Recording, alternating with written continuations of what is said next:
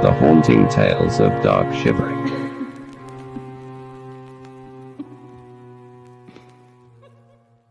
Dark Shivering is a quaint village which lies on the English and Welsh border. It is notoriously difficult to find, and with neither Wales or England staking their claim over it, it has been largely forgotten and untouched by outside hands. It was renamed Dark Shivering in the early 1800s to break away from its pagan-rooted original name, which was Witchstow.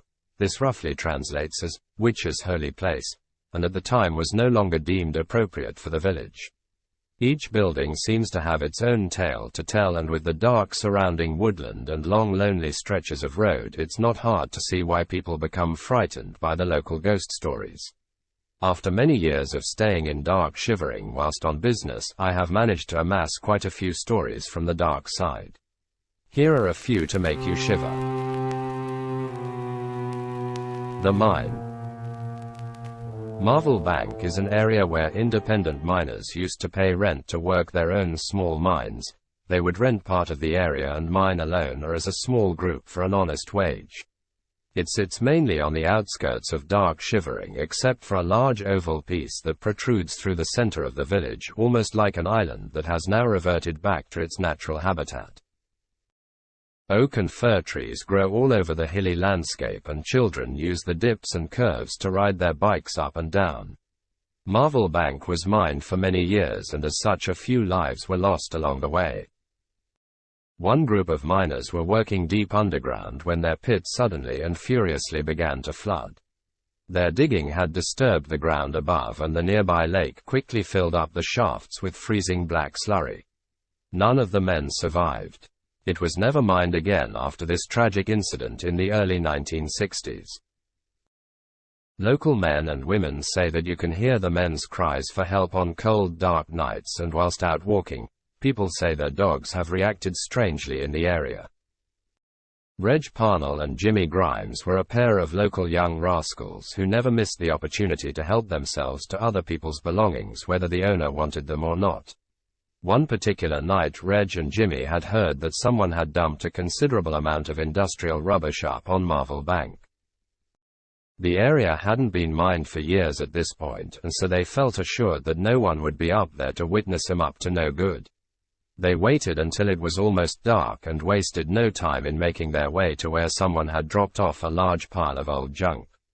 To their disappointment, when they got there, all they found was a lot of empty paint cans and some scrap metal. Nothing was worth their while taking, and so they strolled back towards the village down the old railway line and past the mines on the left. It was twilight by this time, and Jimmy was walking along with his head down, making sure he didn't trip over anything as he couldn't see properly. He suddenly realized Reg wasn't next to him anymore. He turned around to see where his friend had gone, only to find he had stopped in the middle of the path some distance behind him. Jimmy walked back to Reg and asked his old mate what he was up to, but Reg just stared and pointed over to the mine shafts. Jimmy followed his gaze, and suddenly a creeping tingle ran up his spine. In the dimming light, Jimmy could make out the old mine entrance, where he could also see a figure moving. As he stared in disbelief, it looked to him like it was a miner, and he was working away, not paying any attention to the two boys at all. The man had a see-through quality to him that made Jimmy pull on Reg's arm that it was time to go. As Reg finally came to his senses, they both sped off at top speed, shouting and hollering up the track towards home. That was over 20 years ago now, and Reg and Jimmy still say that they saw the ghost of a miner that night.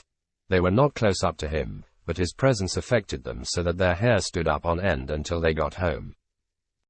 Their friends and family may have thought they were drunk or lying if it had not been for the local vicar, who also used the old track through Marvel Bank on a regular basis at the time. He had been using the track as a shortcut from one side of the village to the other. He rode his bike everywhere, and so one night, after visiting one of his elderly flock, he was speeding down the track past the mines when all of a sudden he saw a miner pushing a cart right out in front of him. He pulled hard on his brakes and tried to avoid the man, but in doing so ended up flying over his handlebars and landing in a heap on the verge. The vicar was shocked, and so it took a while for him to pull himself together. When he managed to get to his feet, he looked around for the miner to see if he was okay, but he couldn't see him anywhere, and there was nowhere he could have gone. Suddenly a creepy feeling came over the vicar, and his hair stood up on end. He knew the mines hadn't been used in years, and that what he must have seen was an image from the past.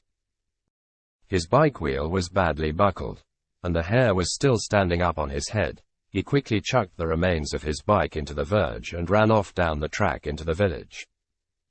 Not surprisingly, the vicar stopped taking the short cut after that. He would rather spend an extra few minutes going the long way than to risk another frightening run-in with the ghostly miner, and the local children kindly returned his bicycle to him as he would not go and get it himself. There have been no recent reports of the miner, and hopefully after such a grisly death he may finally be at peace. Dark Shivering has lots more stories to give up, and I'm always collecting them for future books. Join me next time for more haunting tales of Dark Shivering. Don't forget to click like and subscribe so you never miss another ghostly episode.